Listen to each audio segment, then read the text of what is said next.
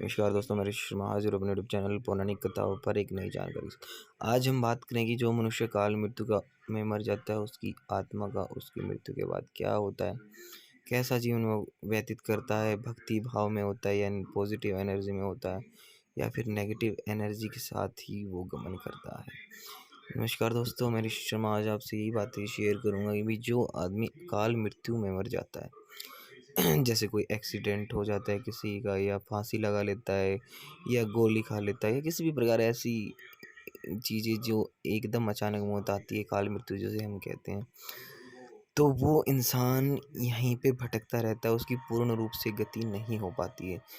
जितनी उम्र उसकी लिखी हुई है, अगर उसको 80 साल जीना है और वो 40 साल की उम्र में अकाल मृत्यु में मर जाता है, तो 40 साल तक वो अपनी अधूरी इच्छाओं के साथ इस धरती पर ही घूमता रहता है। कोई भी योनि वो प्राप्त कर लेता, प्रेत योनि या कोई भी ऐसी योनि जिसके अंदर सेम उसकी इच्छाएँ होती है, सेम उसको भूख लगती है, सेम प्यास लगती है, लेकिन वो ऐसा कुछ भी नहीं कर पाता है। तो उसकी इच्छाएँ अधूरी होती है, वो इधर-उधर ही भटकता रहता है, जिसके द्वारा ही वो दूसरों को क्षति पहुँचाने का भी प्रयास करते हैं। कुछ क्या होता है, कुछ आत्माएँ शुद्ध होती हैं, कुछ आत्माएँ अशुद्ध भी होती हैं। जो आत्माएँ मृत्यु से पहले किसी देव भक्ति में, किसी गुरु शरण में होती हैं, तो वो कुछ अच्छे कार्य भी करती हैं, किसी को क्षति नहीं पहुँचाती, अपने गुरु भजन में लगी रहती हैं और देवों की भक्ति करती है और देवों के आदर्श या देवों के आदेश पे ही कार्य करती हैं। लेकिन जो इंसान, कुछ ऐसे मनुष्य भी होते हैं जो अपने जीवन में जिन्होंने कोई ऐसा दैविक कार्य नहीं किया, कोई अच्छा काम नहीं किया है और हमेशा बुरे कामों में लगे रहे, तो मृत्यु के बाद भी वो ऐसी ही इच्छाओं में फंसे रहते हैं।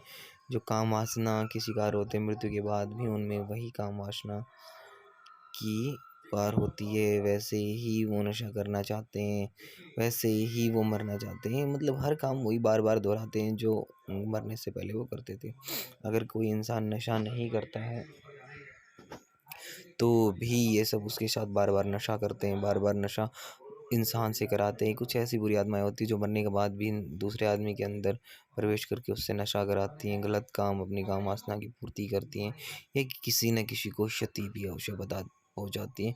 और ये ज़्यादातर कोशिश करती हैं कि भई दूसरा इंसान भी उन जैसा ही बन जाए, दूसरे इंसान को भी काल मृत्यु में उनकी मृत्यु हो जाए और वो उनके साथ ही वहाँ पे चला जाए, जिसके साथ उन्हें एक साथी मिल जाता है। ऐसे ही इनकी एक ग्रुप बनता रहता है, धीरे-धीरे इनमें बढ़ोतरी होती रहती है। तो अकाल मृत्यु, मेन हमारा टॉपिक यही है कि भाई अकाल मृत्यु के बाद इंसान पूर्ण गति नहीं कर पाता है।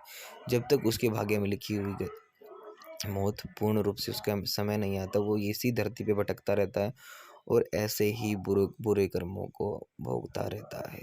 तो जय महाकाल दोस्तों, नवनाथों की आदेश।